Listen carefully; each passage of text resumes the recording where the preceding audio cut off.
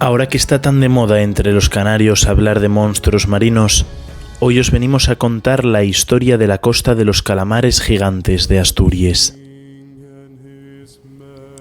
Hace algunos años, la naturaleza intentó repatriar los cuerpos inertes de algunos calamares gigantes para que descansaran en su patria original. Un fuerte temporal se llevó por delante el Museo del Calamar Gigante, ubicado en el puerto de Lluarca, Asturias. En él se podía visitar una muestra única en el mundo de estos cefalópodos descomunales. Los más románticos lo interpretaron como un ejercicio de justicia poética. Al mar, lo que es del mar. Pero para las personas interesadas en la biología marina o incluso en la mitología, fue una gran pérdida.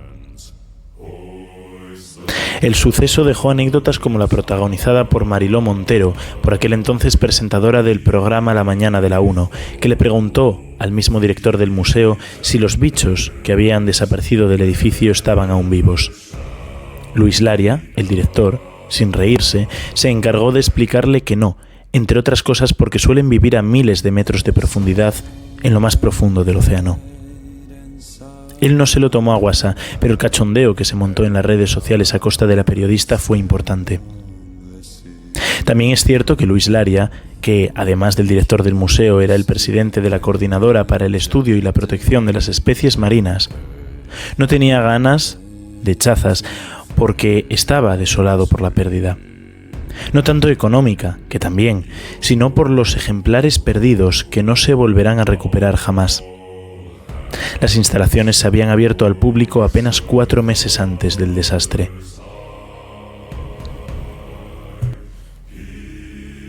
Pese a los planes gubernamentales, el museo no ha vuelto a abrir sus puertas desde entonces, ni en su emplazamiento original, ni en otro edificio como se llegó a barajar. Se debe a múltiples factores, políticos y administrativos en su mayoría, aunque siga habiendo planes para reabrirlo. Por su parte, Luis Laria puso en marcha otro nuevo centro llamado el Parque de la Vida, en una localidad de Valdés, muy cerca de Lluarca. En él no solo hay calamares gigantes, sino que además se pueden ver fósiles, instrumentos históricos de caza de ballena, ejemplares de especies que habitan en los abismos del mar o en una parte del fuselaje del cohete Ariane V. Para que haya un museo del calamar gigante en Asturias, tiene que haber ejemplares con los que llenarlo. O al menos ese es el mejor reclamo. Y en las costas asturianas es relativamente fácil encontrarlos, pues cada cierto tiempo algún pescador se topa con alguno de ellos en el agua o aparecen varados en las playas.